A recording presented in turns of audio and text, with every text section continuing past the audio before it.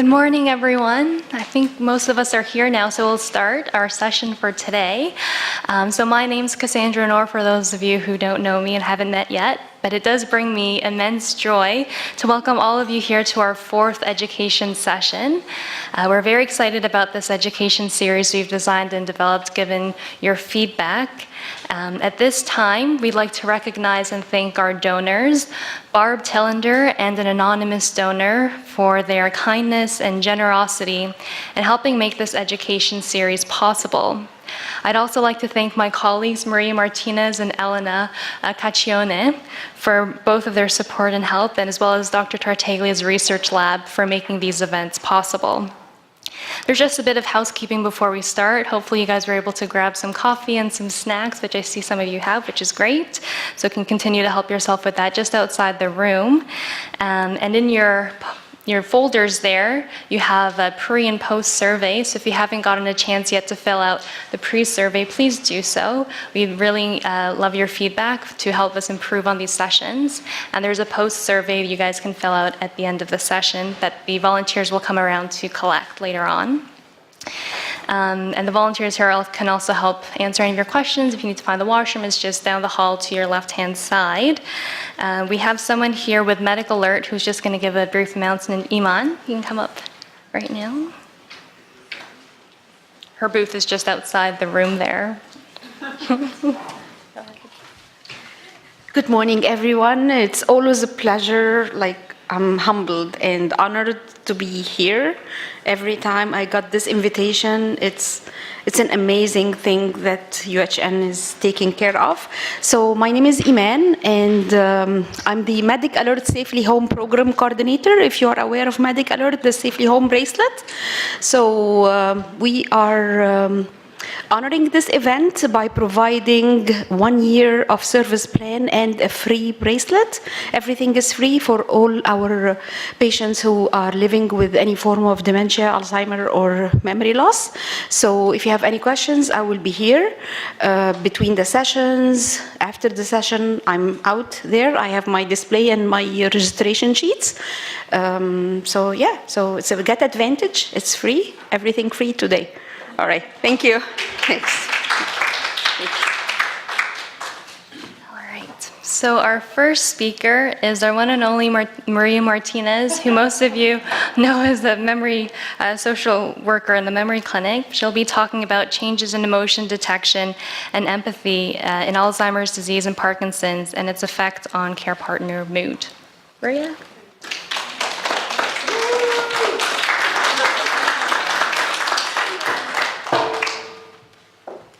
Thank you, Cassandra, for that wonderful introduction.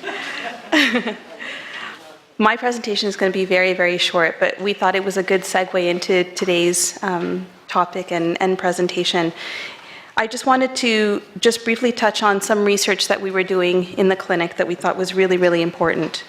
We know that there are behavioral changes that occur in people with dementia, and we know that these behavior changes create a lot of caregiver stress and burden. And it can affect the caregiver in very negative ways, both from their physical and their psychological health. And one of the behavior changes that we see in our clinic is that people with dementia have decreased ability to detect emotions in others, and they also have decreased empathy. And a lot of the research that has been done is on people with frontotemporal dementia, but we wanted to investigate whether this was also a common symptom in people with Alzheimer's disease and Parkinson's disease. And we felt that there was a huge research gap, only because most of the information is based on people with frontotemporal dementia. And we also wanted to, as a social worker, for me, it's really important to know what the effects are on caregivers. When people have decreased emotion recognition and decreased empathy. So we did a study which was presented at the Alzheimer's Association International Conference, and it has been published, so yay! These were the findings. So we found that patients who had Alzheimer's disease and Parkinson's disease both indeed had difficulty detecting emotions in others. And we felt that the care partners, so the people who were responsible primarily for their care, overestimated their ability to detect emotions. So one of the tests that we did was we showed the patient different vignettes of different emotions, so happy, sad, angry, and then we showed, and they had to predict or tell us what emotion that was. So the patients would look at the videos and they would have to tell us what emotion was being displayed. We showed the caregivers the same videos, and they had to predict what the person with dementia would say. And so they overestimated that they would guess the emotions correctly.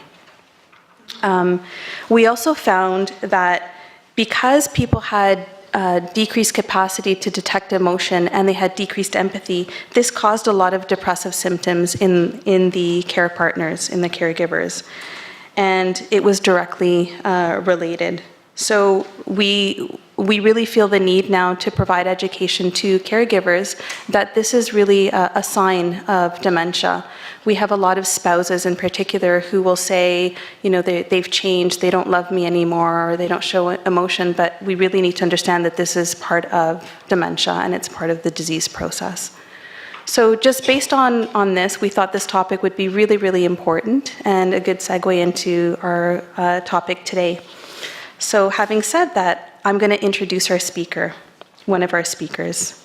Her name is Shauna, and she's a pastoral assistant at St. Anne's Anglican Church and pastoral associate at Loft Community Services Residence at St. Anne's Place and John Gibson House. And she also serves as a chaplain at Fairview Nursing Home, owned by Schlegel Villages. I think I said that correctly. Shauna holds degrees and diplomas in education, theology, ministry, and pastoral counseling. She's affiliated with the University of Toronto Faculty of Divinity at Trinity College. She continues to participate as a chaplain and facilitator in the Multi-Faith Interdisciplinary Symposia on Death and Dying, sponsored by the University Health Network. She also leads the youth ministry program at St. Anne's Church and coordinates opportunities for intergenerational, spiritually based experiences. In addition, she's involved in community outreach, serving those with mental health and physical challenges. She's recently been selected as a 2018 recipient of the University of Toronto Arbor Award in recognition of outstanding volunteer service to the university. We are pleased to have Shauna talk with us today.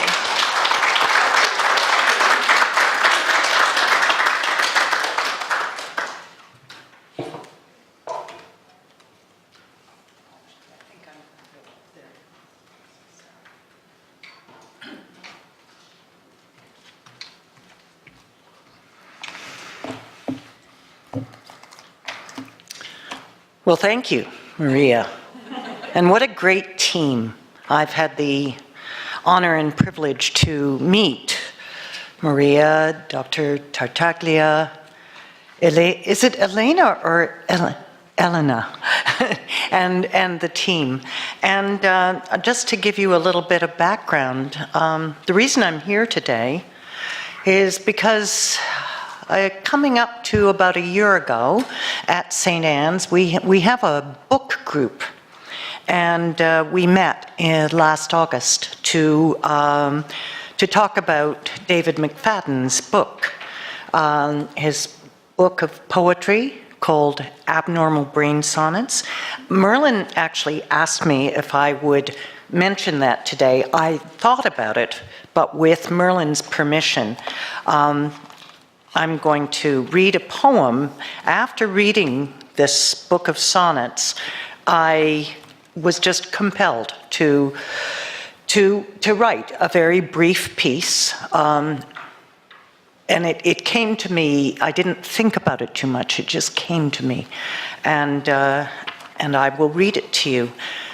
And I read it at the book group, and Merlin responded to me later saying, I would love you to meet the team at Toronto Western, David's team and your team. And I think we could talk about some aspects of spiritual support for people who are caregivers.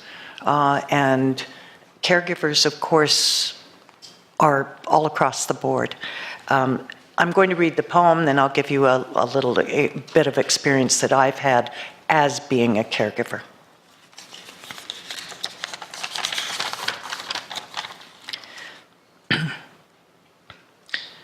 There is a lovely little man who comes to church now with his wife, who leads him. Sometimes he leads her, and she follows gently, holding his hand, smiling with eyes of wonder and patience. Sometimes he stands just out of the pew while conducting, so obviously enjoying the music and the choir. Sometimes he's not sure what to do with the communion wafer. Aren't we all like that sometimes?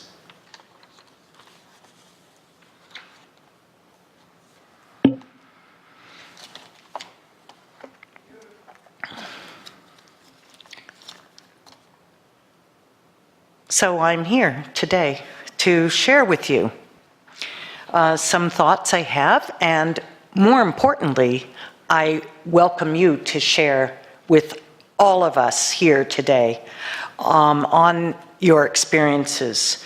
I'm not imposing any specific form of faith or spirituality. Just to let you know, I am an Anglican. That is my faith base, but I'm also involved in a lot of multi-faith work, and I, as a pastoral counselor, pastoral care person, I'm with people who come from any aspect of life, and that's the most important thing, to be with them at this time. I mentioned that I would just share briefly. My mother had dementia. She also had another illness, which in fact is how she ultimately died. I was her caregiver. I had wonderful help with that. She asked me one day, just ad hoc, she said, have you seen Daddy recently? Like, is he traveling? And my father had died 10 years prior. I wasn't quite sure how to respond to that question. I wanted to be gentle with her. How do I actually break the news 10 years after that her husband has in fact died? Well, I just told her. And she cried a lot. The reality and the realization for me that those 10 years between my father's death and this moment when my mother asked this question didn't exist. So for me, as a caregiver of someone who I realized was forgetting and was very much in the moment, I ended up really focusing on the moment, and the moment is what's so important. From an emotional, spiritual support way, I just also wanted to refer to David. There was a piece written recently in the Globe as a response to his obituary by a man called Gerald Hill, former poet laureate of Saskatchewan, who had been a student of David's. And he referred to the learnings that he took away from being a student in his classroom. He referred to what David taught him: chance, irreverence, amusement at one's own antics, willingness to play, and readiness for one's own form of holiness. Readiness for one's own form of holiness. As human beings, we have needs, we know that. We are all from different aspects, but inside each of us, I think we have our own form of holiness, or we can help each other to find that. I don't want to speak in a lecture form, but there were a few things that have come to me as I was preparing for today.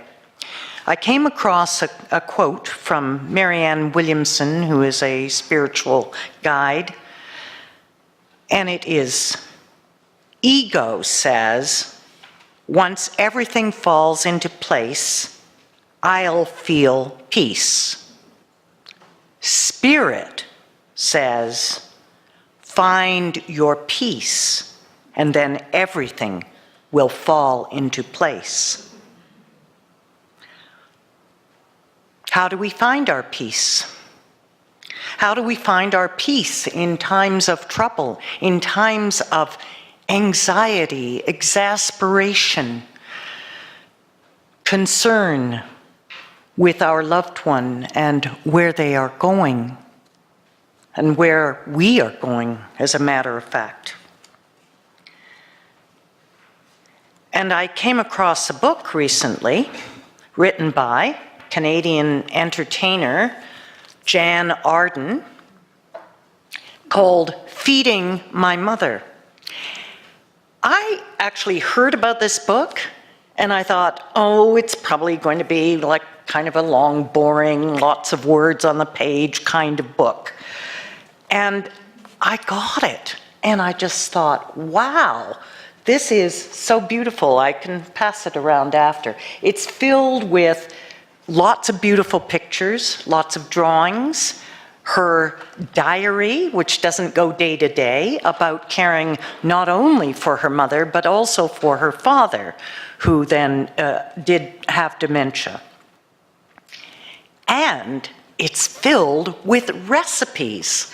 And I've tried a few, and they're great. So one of the things that I think from a spiritual perspective, or just a human perspective, is caring for you, the caregiver. What is your self-care? Mine, because I think of myself as, a caregiver all the time, not just for my mother, who is now died, but my children, my family, the people in our parish, all of the other communities that I'm with. What is my self-care? Well, my real go-to is cooking. So I just completely love this book.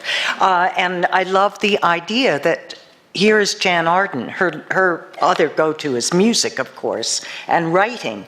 But it's the cooking and that wonderful concept of looking after herself. We all need to eat, and her mother, and the joy in the cooking, the preparing, the sharing, and the eating. I'm thinking of us all, everyone here. We are all caregivers in various capacities, whether it's from a professional perspective, a personal perspective.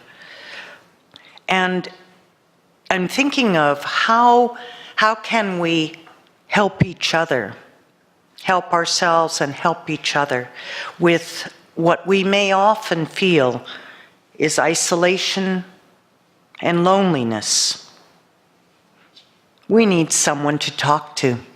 We need someone to share our concerns. And I'm going to use this word over and over. We need to stay connected.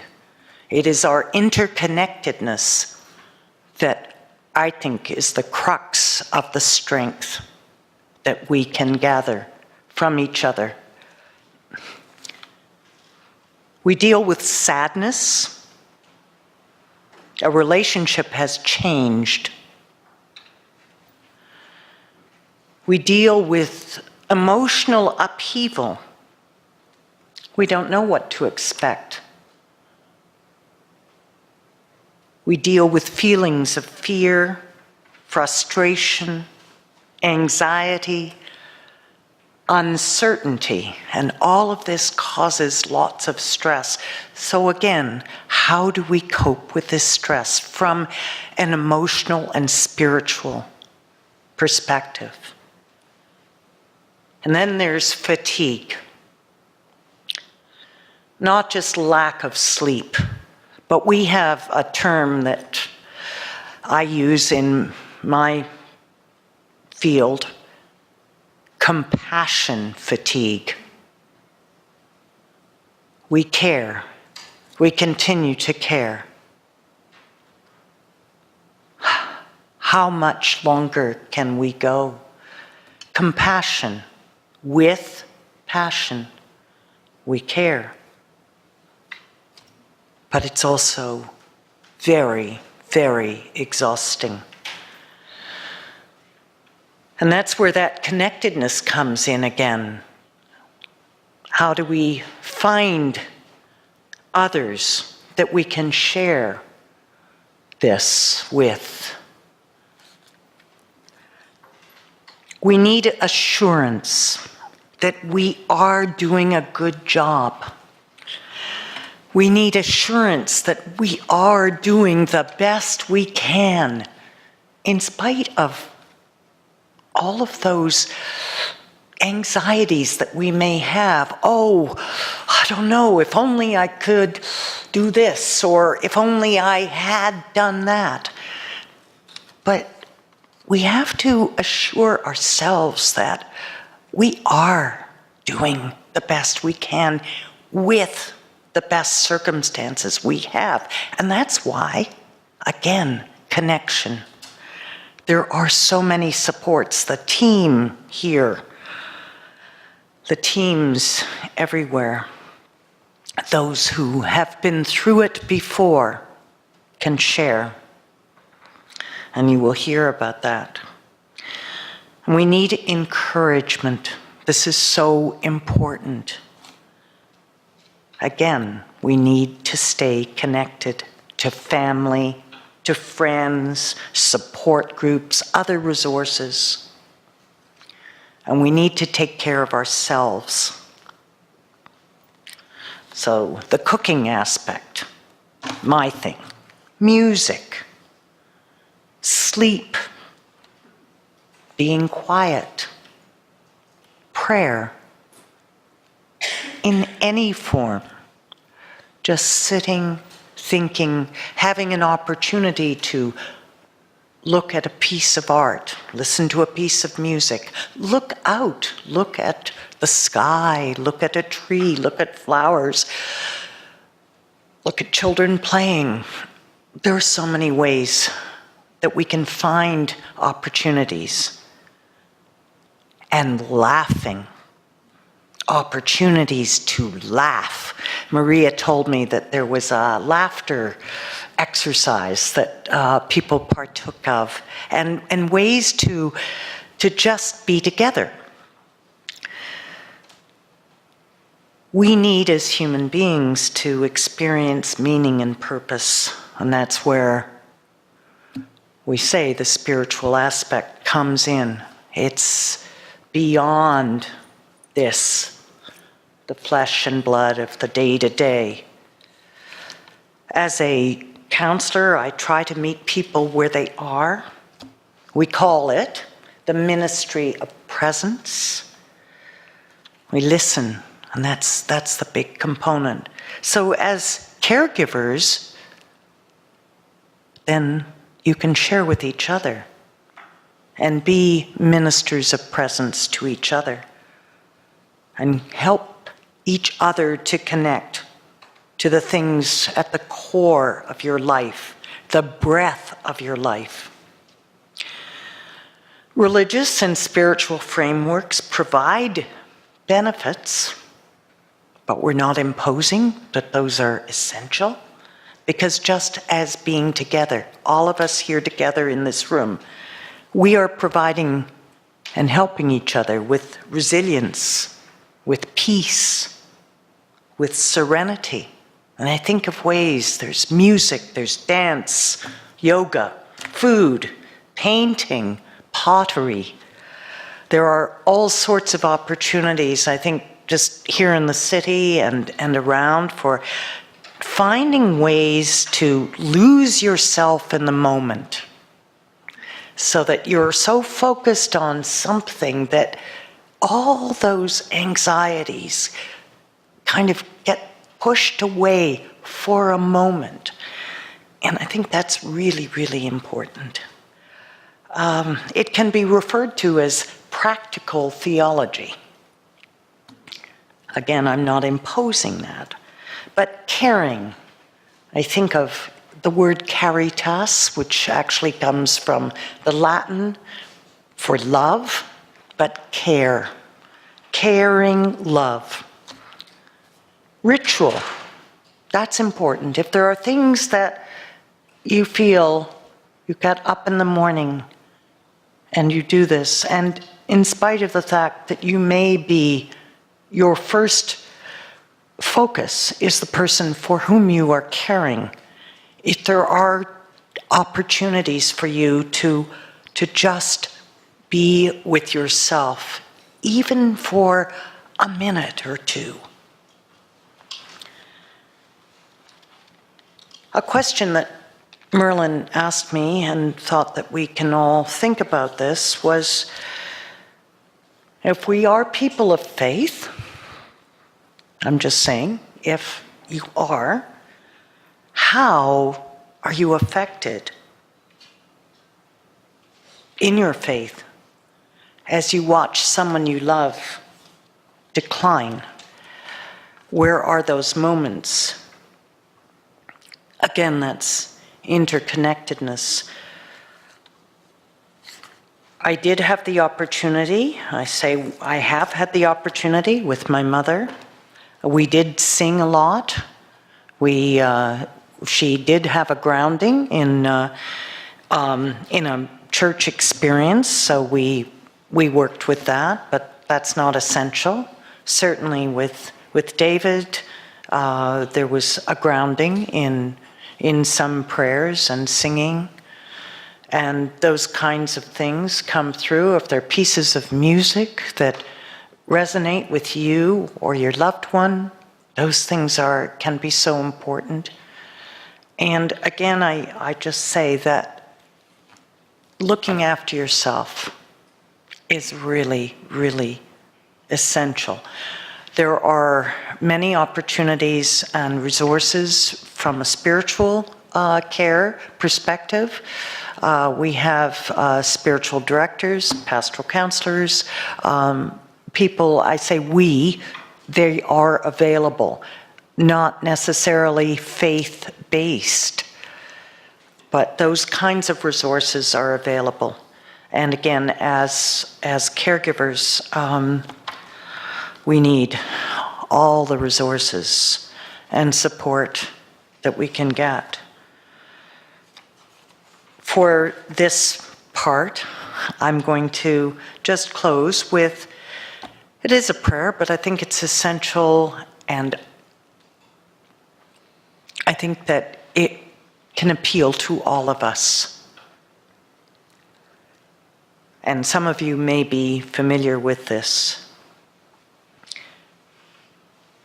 Grant me the serenity to accept the things that cannot be changed,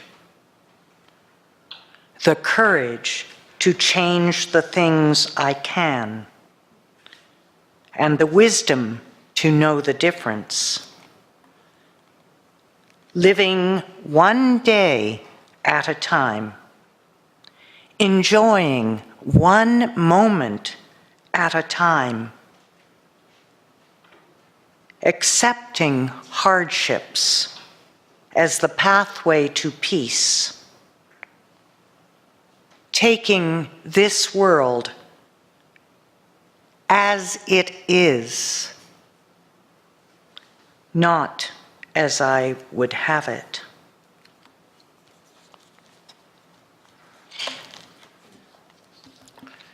So we'll have a lot of opportunity to talk with each other. I'd like you to think about a few things before Merlin comes and speaks, but some of the things are, what give you joy? What gives you joy? What are those things that you can do that give you joy? Think about that. What are the things that you can do that offer you that self-care? And what are your hopes? And I'm not talking about that overly optimistic aspect, but your hopes for the moment. Look after yourselves, and as I said, there are lots of people to help with that and help you. Thank you. Now,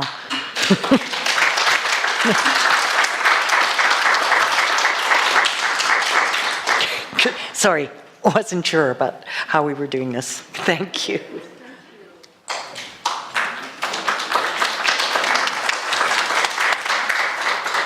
Thank you so much, Shauna, for that inspiring and wonderful talk.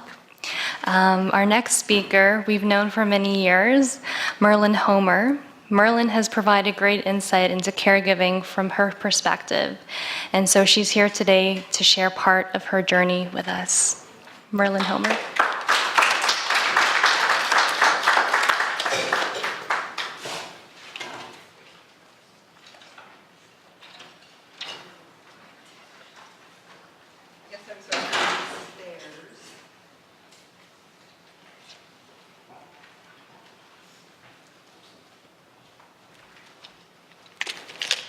Uh-oh, this is upside down.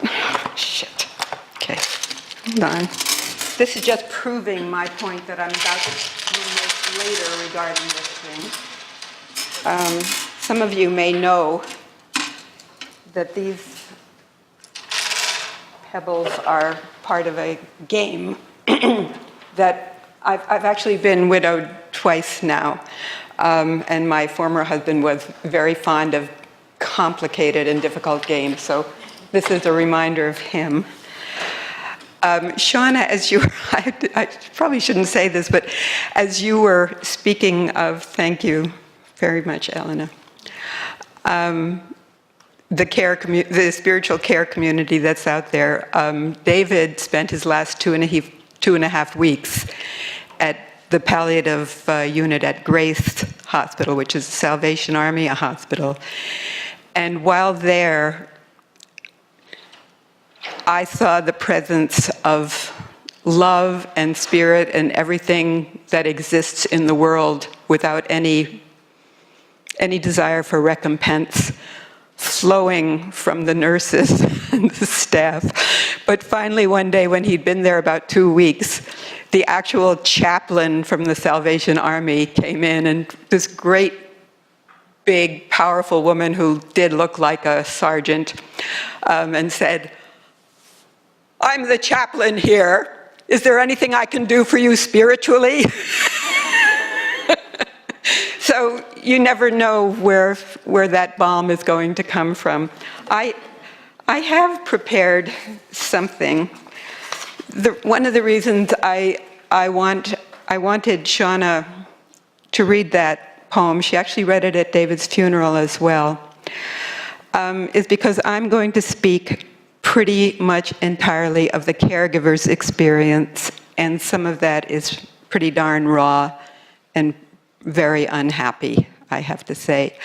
So I wanted to have some sense of what things were like for David in this so-called thing that we do. This is an obituary that appeared in Quill and Choir. I'll just read a teeny bit of it. It starts out, "I am happy," wrote the poet David McFadden in a 2014 article for Toronto Life. "I have many joys. My wife and I have a strong marriage. I had a wonderful time helping to renovate our beautiful house on Havelock Street in Dufferin Grove. and I feel blessed living in it. I love the cat, the bird feeder, my wife's cuisine, seeing movies. The occasion for McFadden's declaration was an essay about his diagnosis at age 71 with logopenic aphasia, a type of Alzheimer's disease that robs its sufferer of vocabulary, a particularly painful affliction for a poet. What is it like to be me, a poet without words? A poet who can't speak, McFadden wrote. I know what I want to say, but I can't say it. I will say, he died about 4 years after that publication. And during that time, David actually published 4 books, one of which won the biggest prize a book of poetry can win. So, you know, it's a funny street we walk down. This morning, when I was making my tea, coincidentally, I got one of those tea bags that has, well, if any of you used, what's it called? Traditional medicines, herbal teas, I don't know.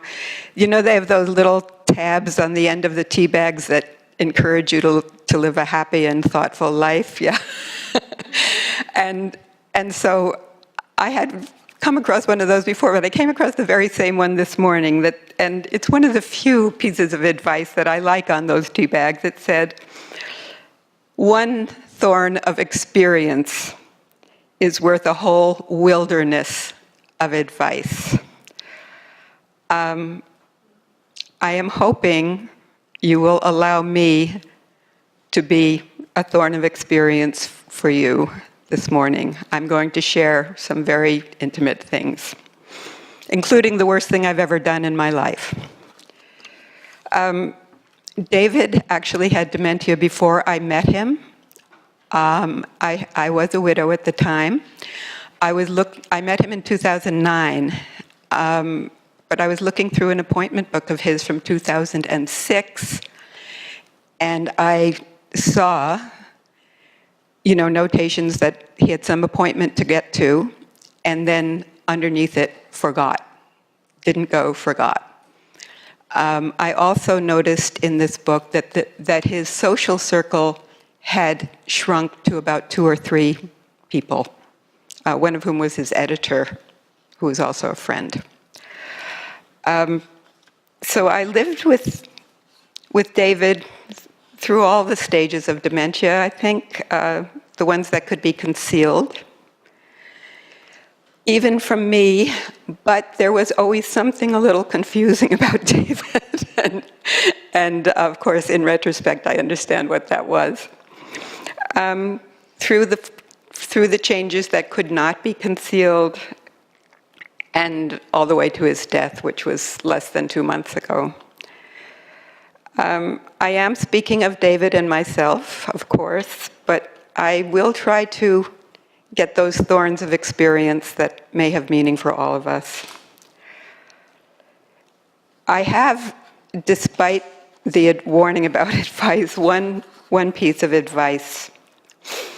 I'm guessing that many of you who are here in this room probably are here because you're very motivated to do your very best on behalf of someone else.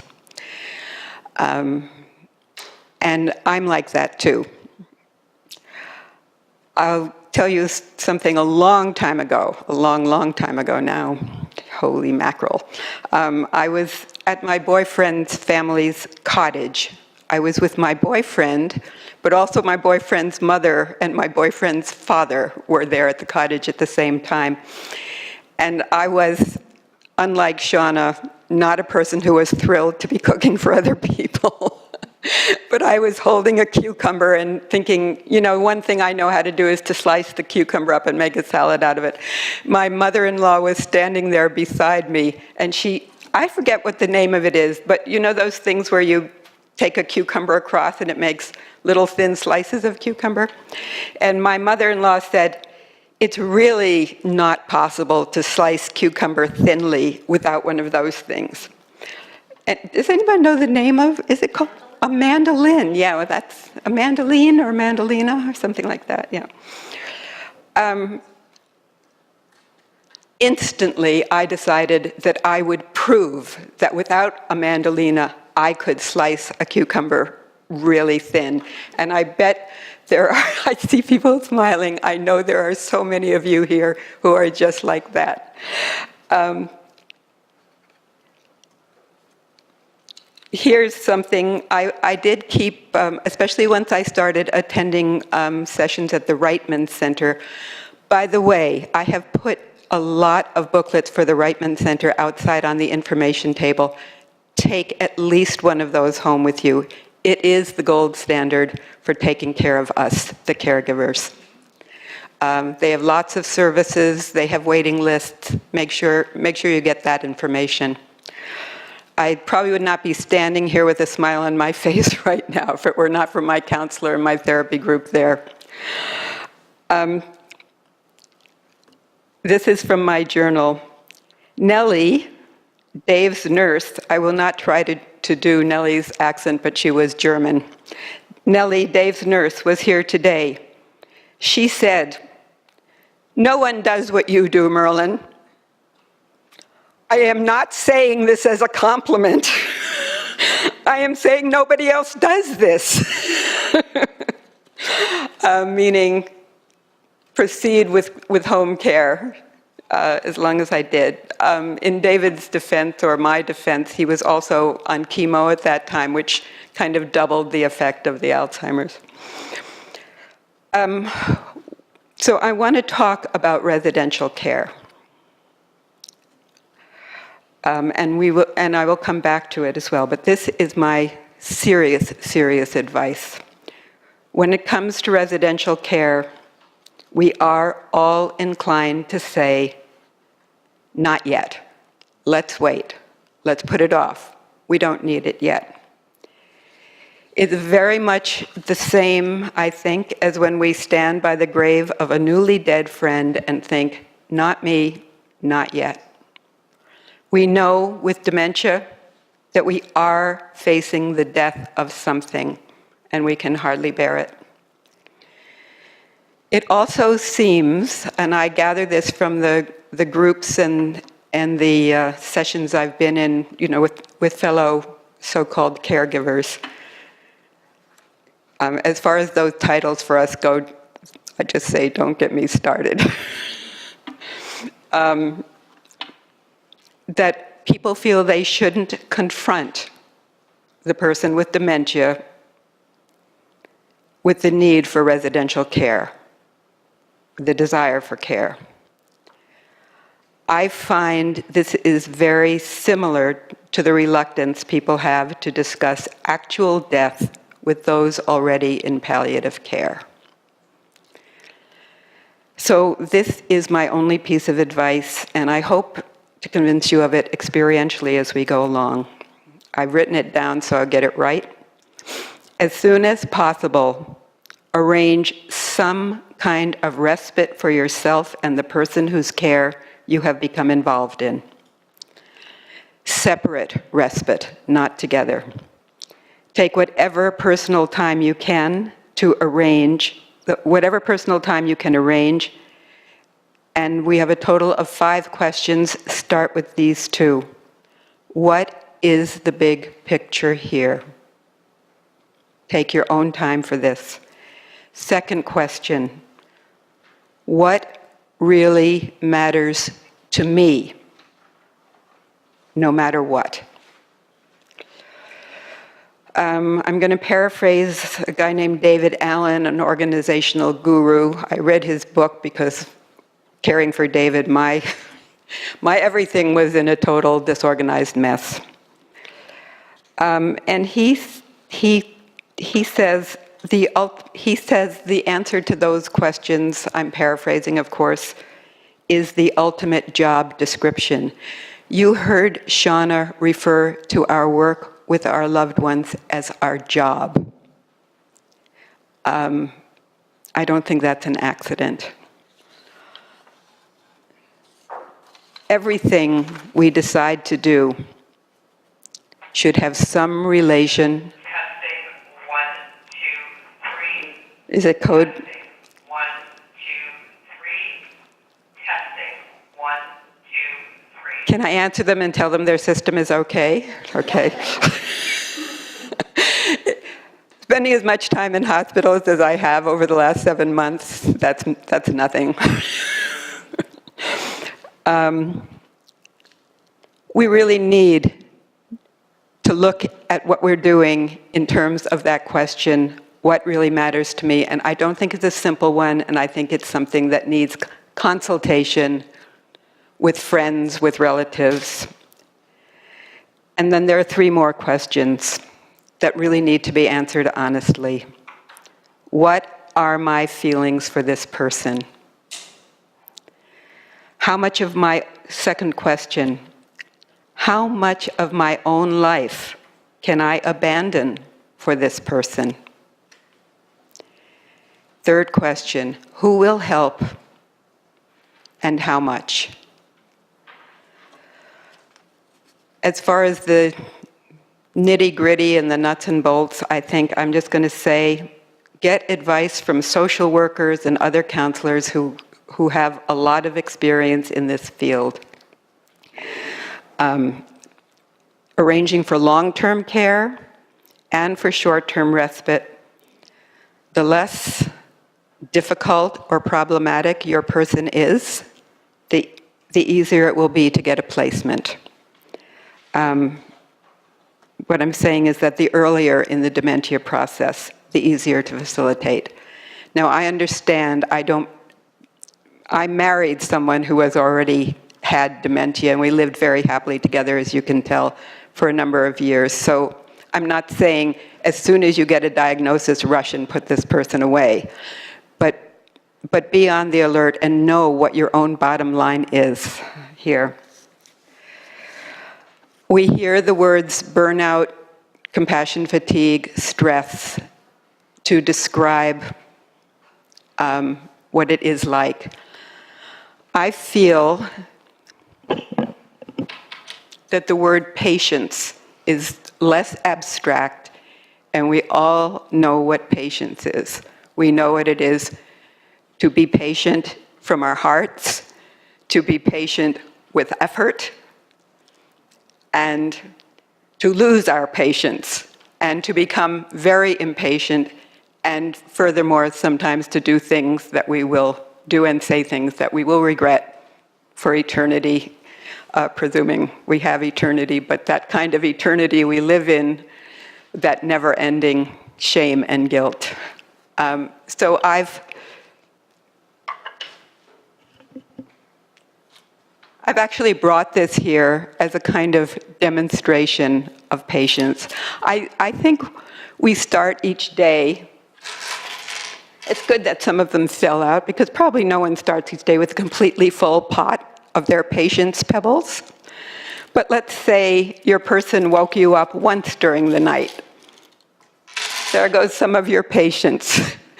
Suppose besides that, your cat or your dog needed something at 4 o'clock in the morning.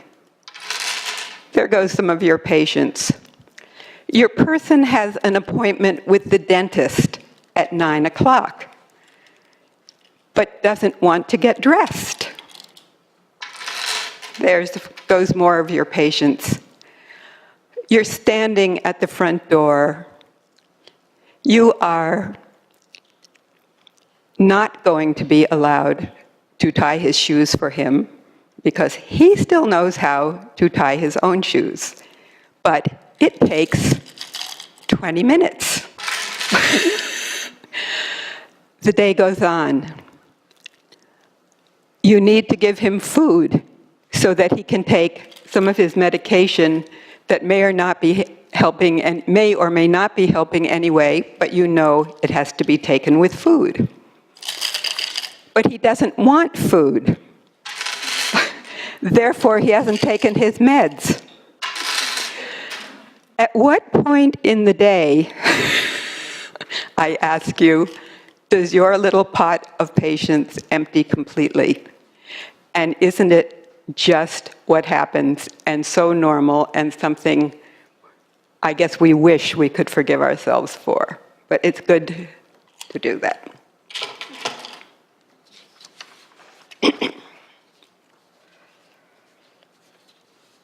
I want to say that all of us who are known as caregivers were previously known as wives, as daughters, as husbands, sons, friends.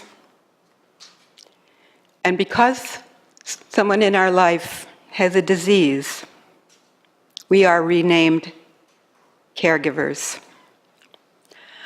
I've sort of been collecting, I think, Maria, you asked me if I would do this almost a year ago. It was a long time.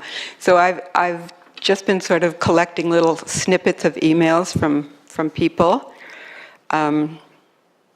who experience loss of patience and exhaustion of patience.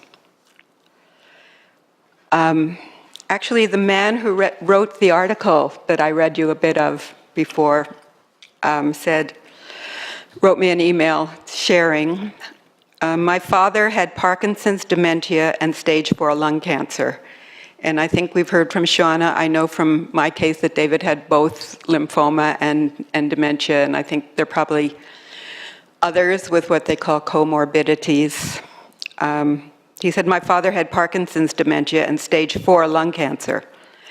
The experience of having to navigate a broken healthcare system is terribly demoralizing and can be almost unbearably punishing on the primary caregiver. Someone wrote to me, he lost his wallet and I found it. None of it felt connected to me, though I was very reassuring to him.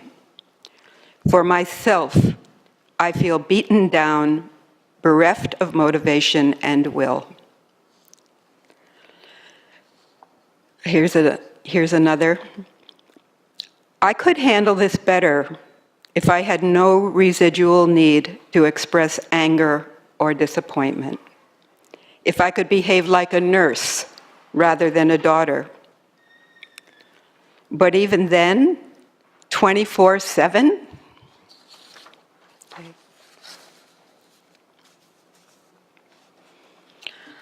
I haven't been present emotionally. I mostly experience concern for myself as the one who will have to live with his deteriorated state.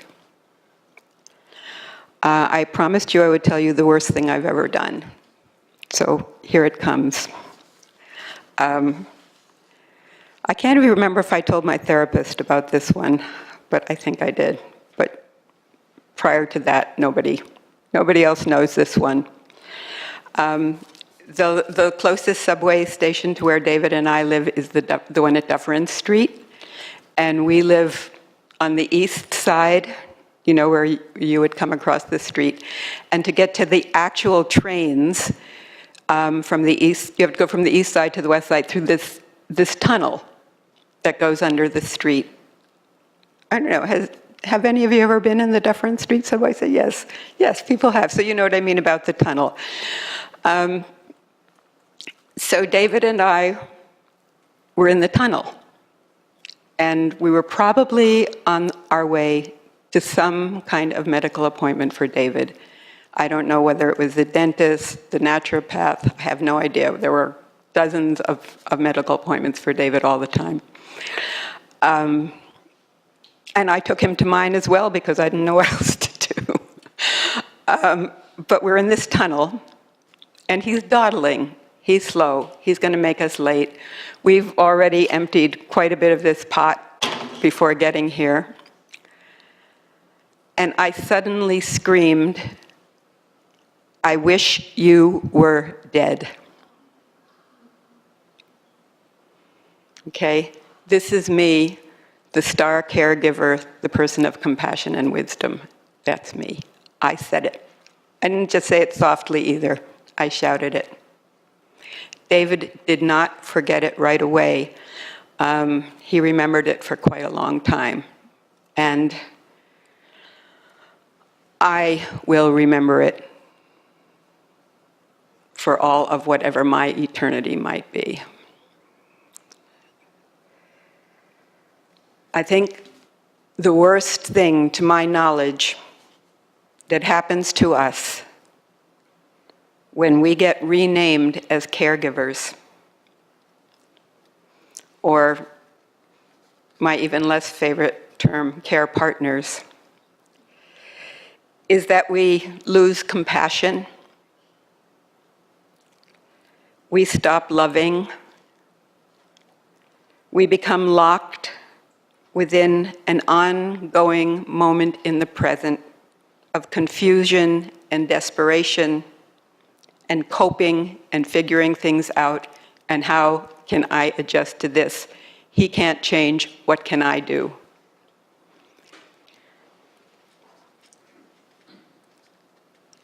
I also need to mention here, I'm sure you all know this, many of us so-called caregivers die first. That is, we die before the person our medical assistant has assigned to us responsibility, before that person dies. I'm pretty sure you've heard that already if you're a caregiver, especially if you're an older spouse kind of caregiver. We die of care. We die care-worn. I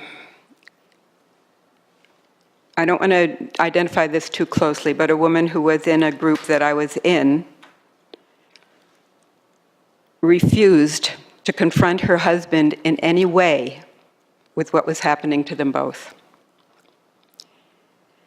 She said to all of us that she did not love him, that he was now a different person than he had been when she had loved him. And she said, "The guilt is actually killing me." And actually, she was right. They say, if you find you are in a hole, stop digging. I didn't. David was removed from me by the police. He was yelling on a street corner. They picked him up. I had an arrangement with them that the same cops go after the demented people all the time. I think they have assignments. So I knew these guys. We had an arrangement. Don't take him to the ER, bring him home. Because I knew that there wasn't really anything in the hospital for him. But because he fought the police hard, they decided it was not safe to bring him home. And they brought him to the ER here, actually. And that being in hospital eventually dragged on for 7 months until his death.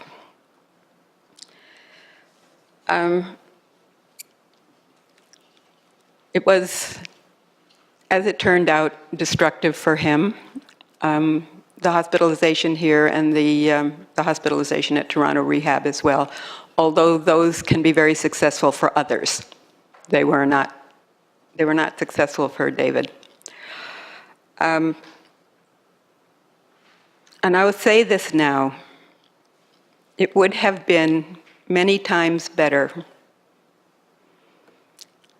for me to have sought out long-term care long before things got to crisis dimensions. When somebody is somewhat compos mentis in long-term care, you can take them out for a drive. You could bring them to church. You know, church was, as you could tell from Sean, David loved church. Not only did he get out in the aisle and conduct the choir, but he whistled all the hymns. He was a very good whistler, I will say that. He whistled the hymns. He even whistled the Lord's Prayer. So, you know, it was a very good spot for him. He could have come to church with me every Sunday if we had made arrangements sooner. It would have been doable.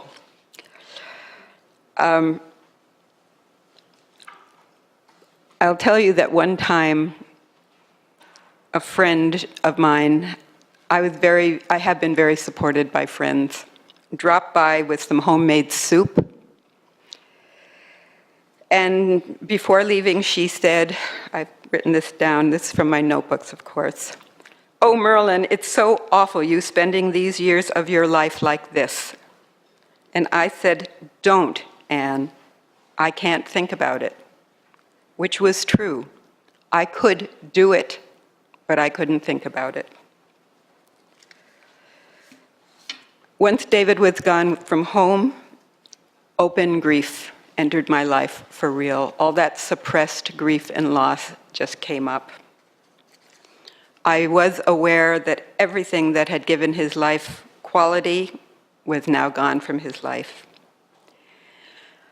I'm sure many of you have lost people through death already, and you will recognize this feeling, the sense that that awful sense of the things the person will no longer do, will no longer have, will no longer need. Those are very poignant feelings. I grieve for myself and my loss as well. I wrote in my journal, yes, constantly coping was lonely, but this is lonelier.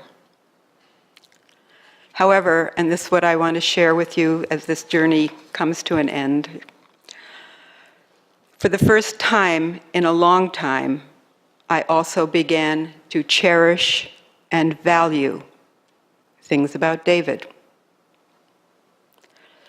David loved to dance, and he had been a professional musician at one time, and he had a great response to very complex rhythms and inner rhythms and sub-rhythms, and he would dance to those, and some of our personal support workers and stuff would try to dance along with him, but nobody could.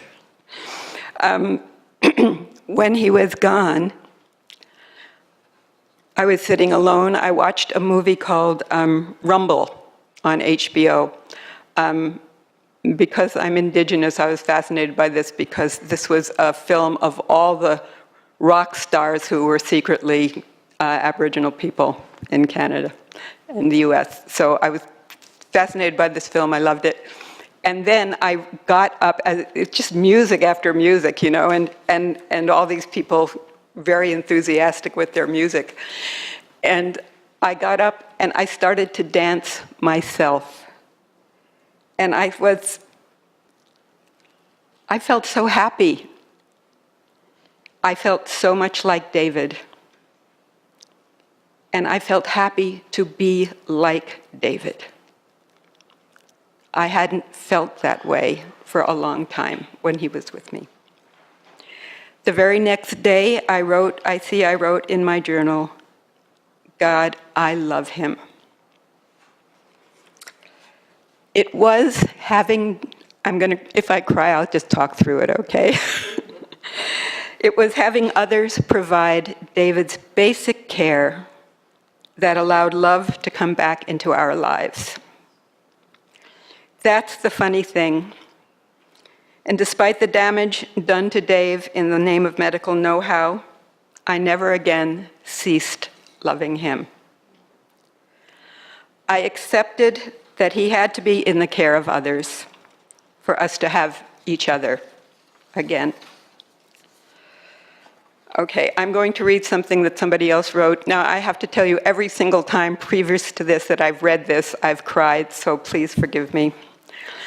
A woman, her name is Margaret Nelson. You know, in the Globe and Mail, they have that first person, that personal essay at the back of the section where the crossword puzzles and stuff are. She wrote about her life with her husband, who she placed in care quite early because she had health issues of her own and couldn't help him, she felt. In these final years, only the love matters. All else has fallen away, eclipsed by our need to see one another to the end. Both of us look forward to every outing. So she would go 5 times a week and they'd go for a drive. And this is what I'm thinking as I rethink, you know, the earlier admission to long-term care allows much more of the good things about the regular life to go on. I have a sense of purpose, of cushioning the losses inherent in his dementia. It's all that matters to me now, and it creates a peace, an unexpected bonus arising out of full commitment. I'm lucky to have discovered that it's still impossible to love this deeply and still wonder about life's meaning. I know it like my own name now. Okay, this one gets me. I'm glad I'm not the only person in the room crying. Love is why we're here. I just want to say a few things about the intensity of these experiences and name them. Irreparable loss, and grief. These are experiences common to both death and dementia. I have lost, I think realistically speaking, many years of my life because my husband had a disease. I know when I tell people this that they really work hard to encourage me to feel otherwise and to think otherwise. People don't like it. I receive many reassurances that life indeed can start right over at age 75, and that the 10 years of my development as an artist that have disappeared can be very easily recovered, and that I'll do even more better and more interesting things because of this time spent this way. And that anyway, it was worth it. That what I did in abandoning my own life and goals was a good thing to do. The jury's out on that one, but given what I understand now about the benefits of long-term care, I think I made a mistake. I would like to say this. David and I both suffered irreparable loss. Though there is a difference between necessary suffering, for example, from a disease for which there is no known cure or real treatment, and unnecessary suffering. An example of unnecessary suffering might be the loss of years of one's life by wrongful imprisonment. I was seeing in the paper today that there's a man who attempted to immigrate to Canada, and for some reason he's been kept in jail for 5.5 years now.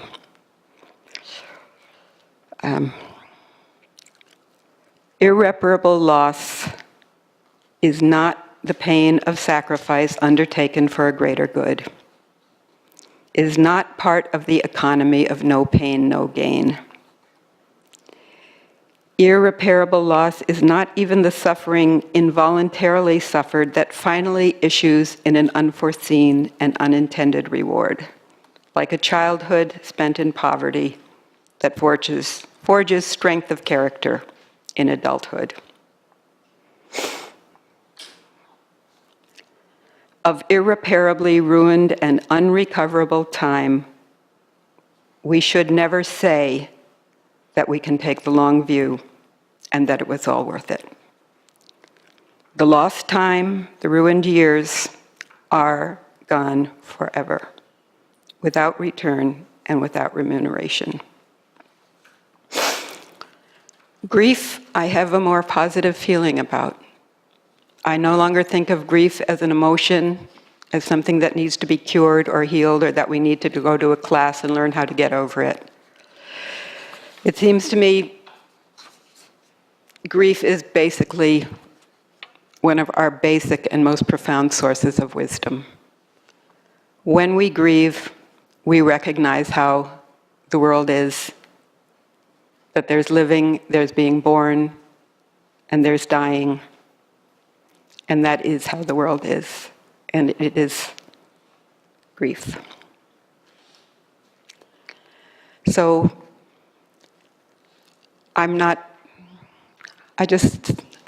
say, grief is a kind of wisdom. Grief is wisdom. Grief possibly is wisdom, very possibly. Sometimes I find that the experiences of loss and grief and joy and love are so closely linked together that I can't tell them apart. This is a sensation of the heart that cannot be further translated into words, at least not by me. I wrote a conclusion here, I'll read it. If I used up oh God, I've used up too much time. Oh well, I'll read it anyway. Dementia care brought me into the center of a knot of loss, heartbreak, sad recognition of my own limitations and the limitations of a system we know to be faulty, though the only one available. My own experience leads me to the conclusion that the earlier residential care can be arranged, the better.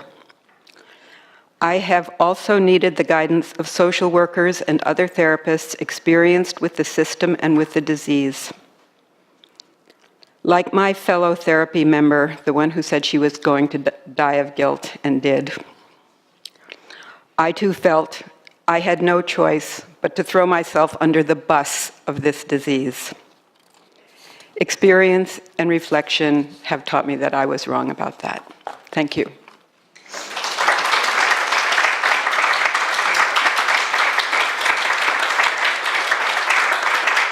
Can I collect these later? The pebbles, can I collect them later? Yeah, okay.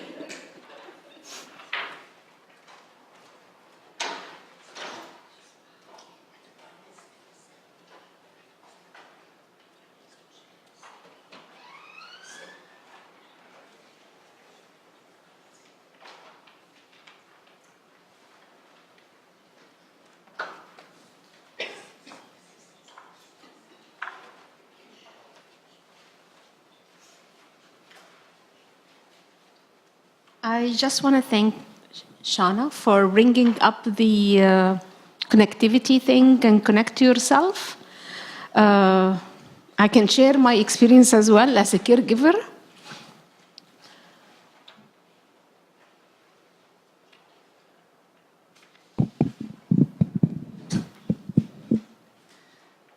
I was taking care of my husband, he passed away 5 years ago. He was a doctor, and one day when I was taking care of him at home, I needed help. I needed to call 911 for myself.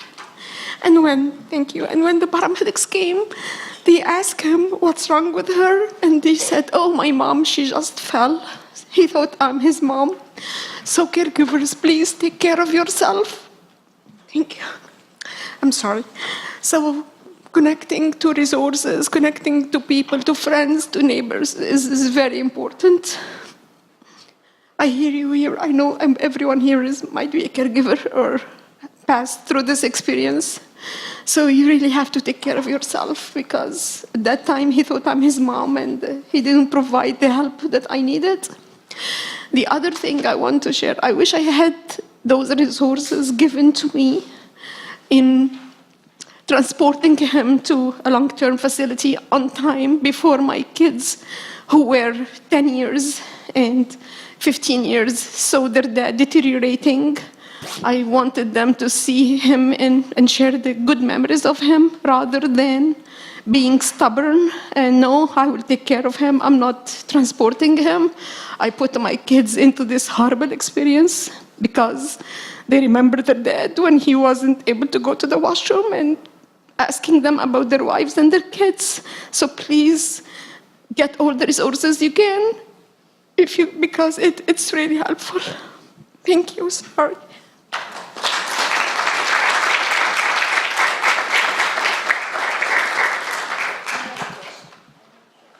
Well, I just wanted to thank Merlin first for sharing her experiences. You did bring tears and memories of what, we've gone through. I just wanted to mention, it's so important, like you mentioned, we do have to get together as caregivers, to find out we're not alone. Because I'm the only one taking care of my parents, and everybody in my family says, I'm nuts. And then I'm thinking, you know what? I can do it. I have the resources. I have the support. Don't try to put a roadblock in me. be there for me. And like I mentioned, friends are great. I've had care packages. And it's just like, we need the support. We need to find out from other people, okay, this is mom right now for me. I don't know what's going to go around the corner. Right now, she's not in crisis. But it's like you mentioned, you do the paperwork. You find out what's out there. And yes, it is the hardest thing. I know for me, the hardest thing to do was when I had to sign long-term care for Dad. Dad was in dementia. Dad was in cancer, end of life. And it's like the doctor was great because I developed a great rapport. And I said, what can I expect with my dad? And he says, you know what? Because I was fighting, I don't want to do the long term. I don't want to put my signature. And he says, are you ready for 24-hour care with Dad? I was taking care with Mom. Mom has her own medical condition. Are you ready for oxygen? Are you ready for this? And I said, no way. I can't do it and maintain healthy emotionally, physically. And I just called the social worker and I said, you know what, we have to do the papers. And she's like, are you ready? And I said, yes, I am, with a hard heart, tears in my eyes, but I said, I know for him to be well taken care of, I have to now make sure that he, me, we're both okay. And I signed the paperwork. Was it the hardest thing I did? Yes. Did I feel better when I did? I said yes, because I'm taking care of the person to the best of my ability. And unfortunately right now, I can't do it I can't be the caregiver 24/7. I could, like you mentioned, show up. Unfortunately for Dad's case, he died a few days before I got the acceptance that we're ready to take him now, we'll send the ambulance to take him. He had passed away. But it's so important, get the paperwork, talk with people, show up in support groups. Yes, we kind of feel uncomfortable saying, this is what I'm doing. You're like, I'm changing diapers. You need the support group to find out you're not the only one. And I am taking up too much time, but I wanted to ask if you could repeat the 5 questions again, because we were writing them and we didn't get them all down. Thank you.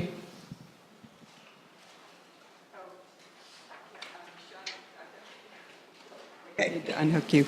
Okay, the first 2 questions are, let me make sure I do them as I did them, and they're down in here. Sorry, talk about wasting everybody's time. Mm-hmm. Okay.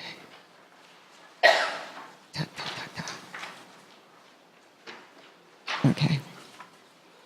All right. Anyway, question number 1. What is the big picture here?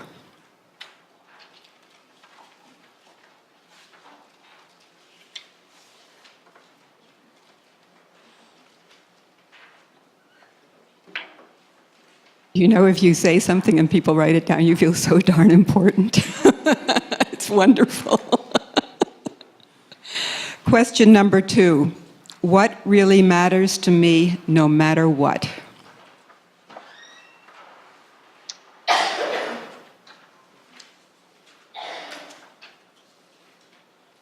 Yes.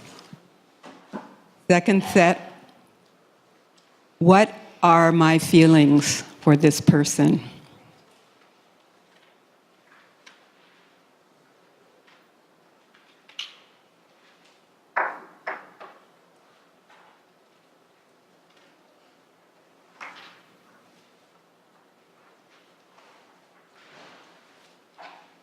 Next one, how much of my own life can I abandon for this person?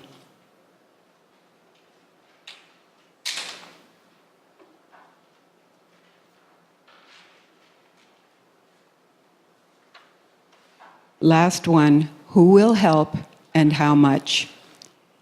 And really, not to distract you from your writing, but that is an important one because we often find deep into the process that people we thought should help are saying no, just like your siblings. Yeah.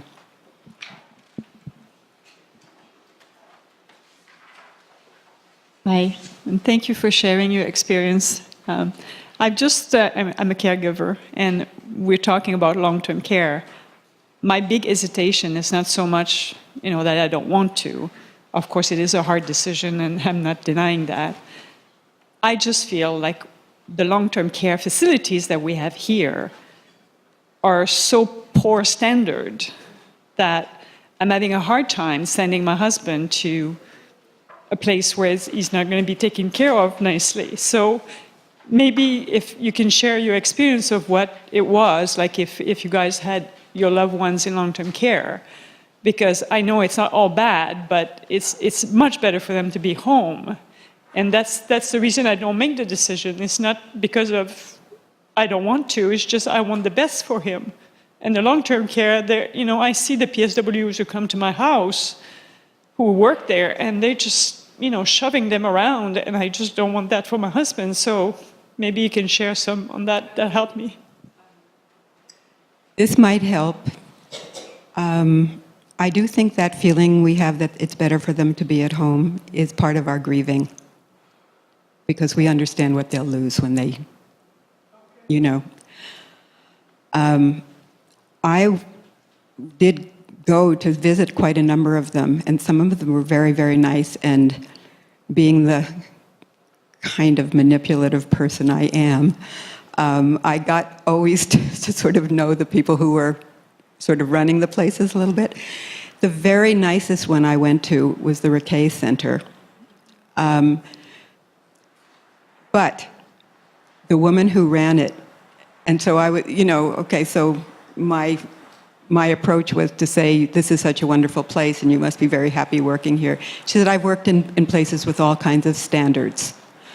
What makes the difference is the visiting of the significant others. In any one of these places, it's how much visiting takes place. She further gave me the advice, don't visit at the same time every day because they'll know you're coming. Make it a little bit random. So in fact, I do believe that if you are, and you are an active caregiver now, you will go every day. I mean, I spent hours in all the places David was in. He never actually went to long-term care. He went from rehab to palliative. But, and I noticed that too, the place where he was had a very high standard of care, but if I came at a time when they weren't used to seeing me, I would find him sitting in a room by himself, So, yeah, it's a hard decision, but it might be better for both of you. And as I said, if he's functioning at home, is he functioning? Not really. I just feel that your capacity to appreciate and love him will be greater if someone else is changing his diapers, honestly.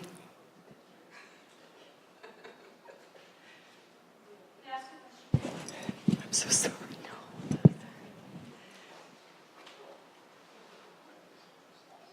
I'm a caregiver. I work for people who need care.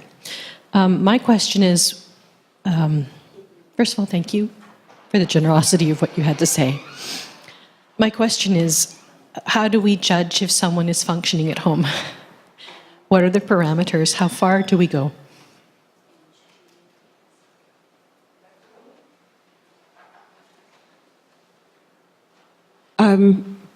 Thank you for asking that. That's the unanswerable question. I think this could be one of the things that one sits with oneself over. What is the limit for you? For the, I'm sorry, your name? Marion. For her, it was 24/7 and administering oxygen. For somebody else, it could be way farther up or down the scale from that. And it's you. It's you that does it, And to think, I would say the thing to think about is what, if it's a person you love, I think most of us are here because it is a person we love. Are you feeling that you love that person still, or are you mostly feeling irritated and put upon? That could be the line, Yeah.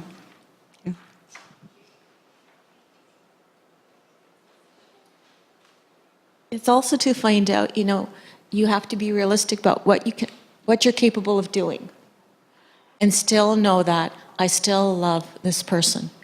if you're doing it, where it's like, okay, I'm doing this, I'm changing the diapers, I'm turning the person, and I don't care for that person, that's when you know you're in a bad spot. You have to know that this is time to let go.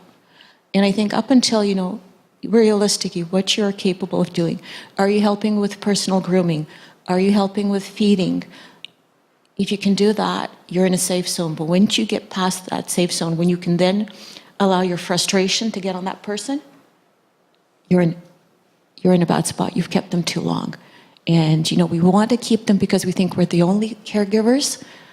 Nobody can take care of our partner, our parents, like we can. And it comes to the point where it's like, I've lost that compassion for them. And I know for me, it's like that's my meter. If I lose the compassion, what? Anyone else have any questions? Speak to long-term care. It was mentioned that I'm involved with a nursing home called Fairview, and I've seen an extraordinary transformation over the past 6 years since new ownership. And I know people who have said, oh no, I could never put my loved one there, and all of that. And I've seen this transformation.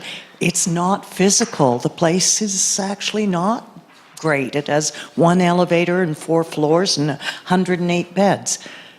It's about the staff and how the morale is changing. And for example, over the past winter, they had about a dozen people die. There was the flu and all of that. And they called me in and took time and said, you are here for the staff, we'll sit you in this office. They've had some food and that kind of thing.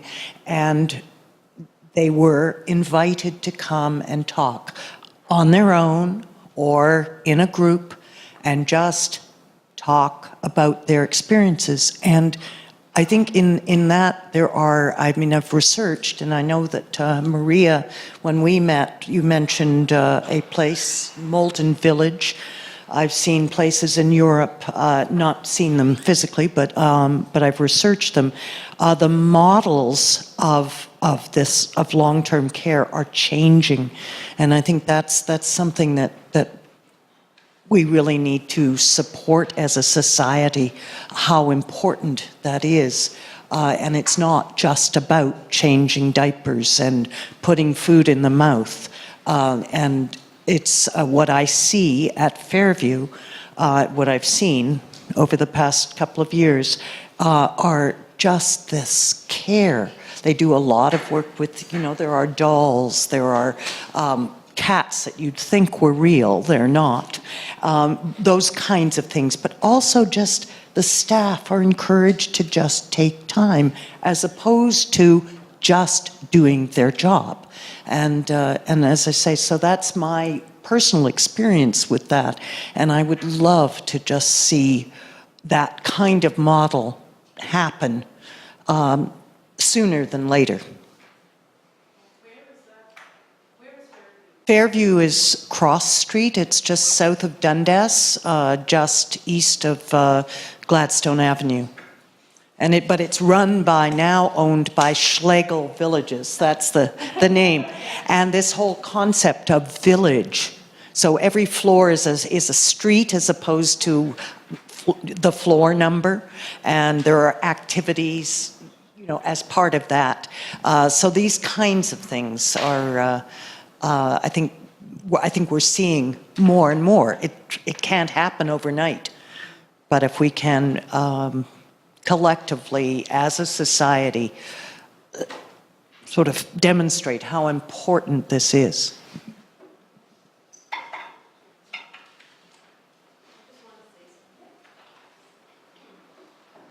Hi, my name is Jackie, and it's refreshing to hear that because I'm a caregiver for my husband, and I've put him in respite so that I can have, some time for myself. It was the most disappointing thing for him and for myself, the experiences we had. So it's really refreshing to hear that, things are improving and models are changing. And I'll tell you, in every situation you are in, you kind of ask yourself, why am I in this situation and what can I do after this situation? And what I have learned is, if it's one thing I think that long-term care or any place that's giving services need, is training for the staff and the hiring of the people that you're hiring. Like during that interview, finding out about that person and how much they care about the job rather than just the job, as we say, changing diapers. Because really, I've had a lot of experience with respite homes, and I can't say anything positive about the ones that I've had. So I'm sorry to say.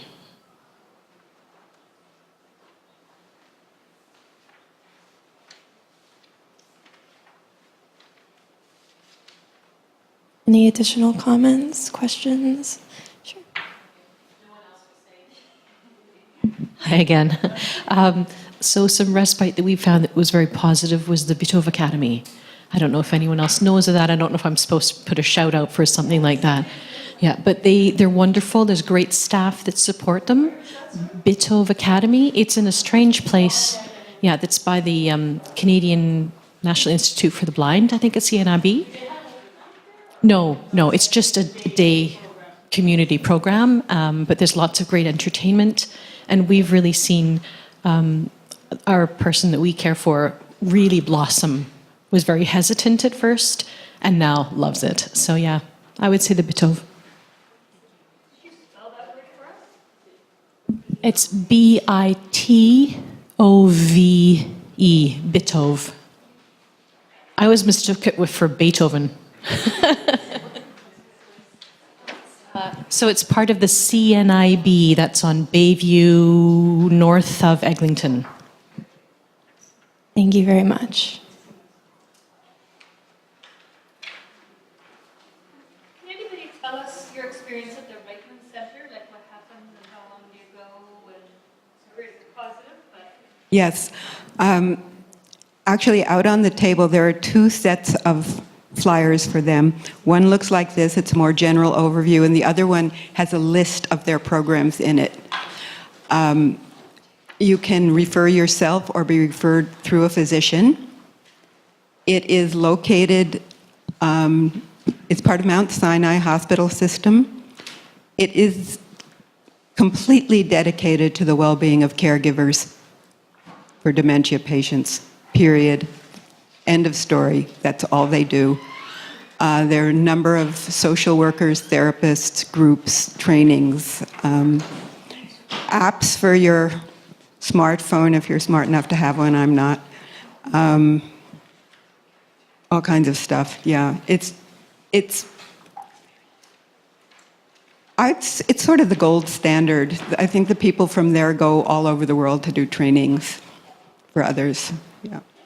Yeah. do you go for like weekly visits for 6 weeks or a year or one visit? I went for a course which had as part it was sort of a course and sort of a therapy group, and it had simulation. So you would, which was fantastic. You know, you'd go in and say, I did this awful thing happened between me and my partner, or whoever you have, and they separate you up. So spouses are in one group and children are another.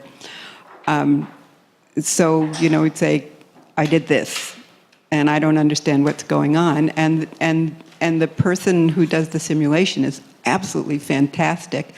Sits there, listens to you, participates, and then tells you and the whole group how it felt to be part of that interaction that is a simulation of an interaction you had. And it's just eye-opening. And it does open the doors of compassion at least a little more, and temporarily, you know, for the process. It's really, yeah. And you get to change what you do in the simulation. So then she can report how different it felt when you made certain changes that the social workers would recommend. Yeah. Yes, I can't recommend it highly enough. Individual therapy, it's not weekly, but it can go on for a while. Yeah. And if you are grieving, you get an extra 6 months. I was happy to hear. Are you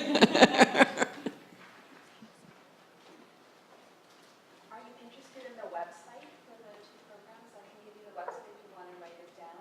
So the BITO program, the website is DOTSA, DOTSA.BITOB.com. And then for the program at Mount Sinai, although I think it's on the brochures, it would be Mount Sinai, so MOUNTSINAI.on.ca.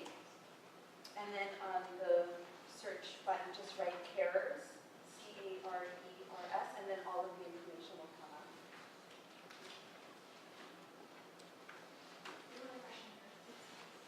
No, I was just going to speak about the Reitman program because I attended it, and I think it was like a miracle for me.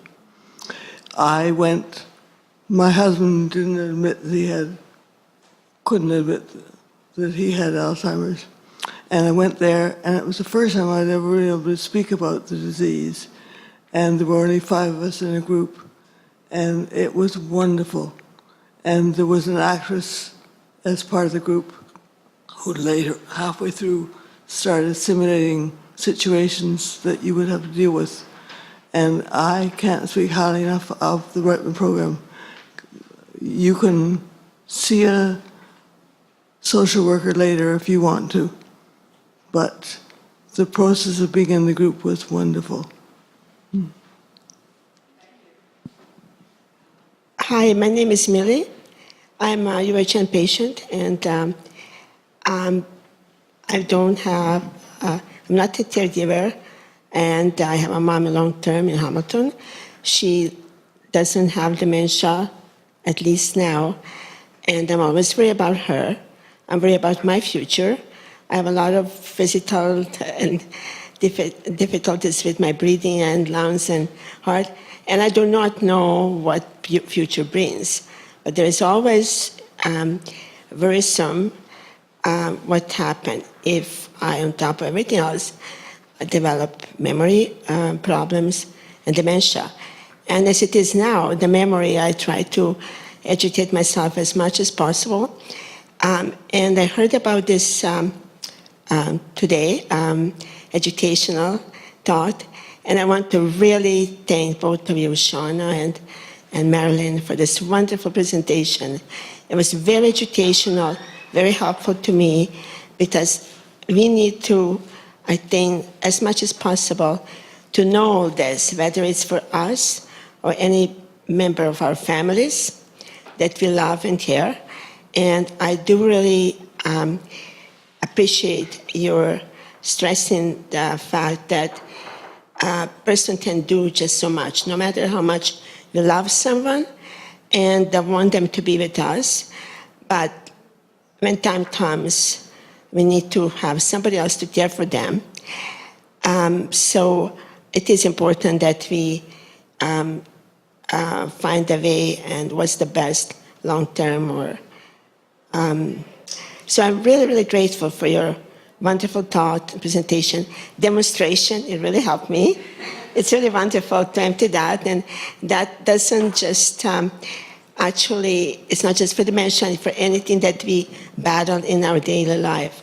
And also, like Shana said, that we need to find to be connected. I mean, some of us, faith is important. Some of us, community. I can't do without my community. Can't do without my friends. I cannot do without UHN education. So I'm really grateful for that. Thank you.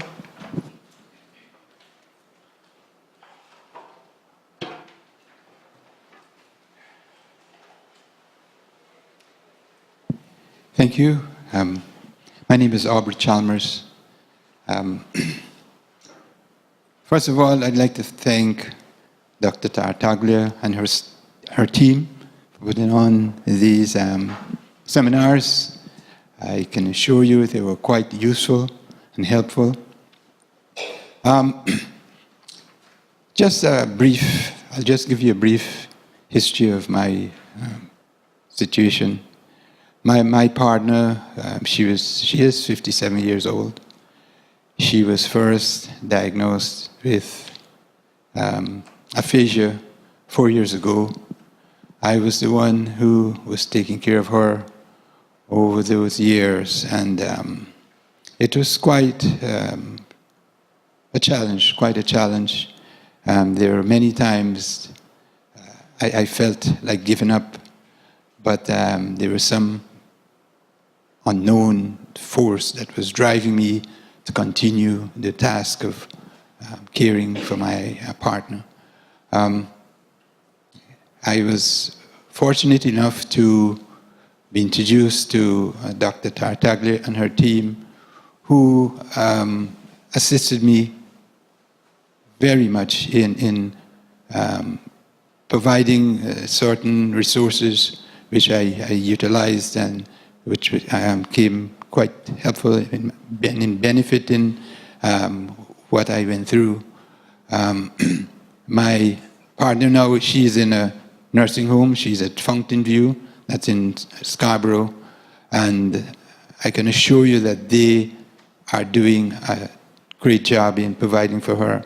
As the speaker earlier said, Shauna, that you have to know when to let go. And I think that I was fortunate enough to let go the right time because I was on the verge of being burnt out. So, thanks to Dr. Tartaglia and her team for that. Thank you.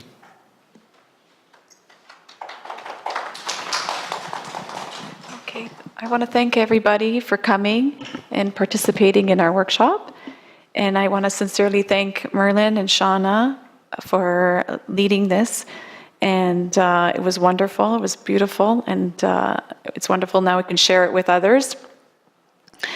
And I just wanted to add, sorry, my name's Ellen, I'm the nurse here at the Memory Clinic.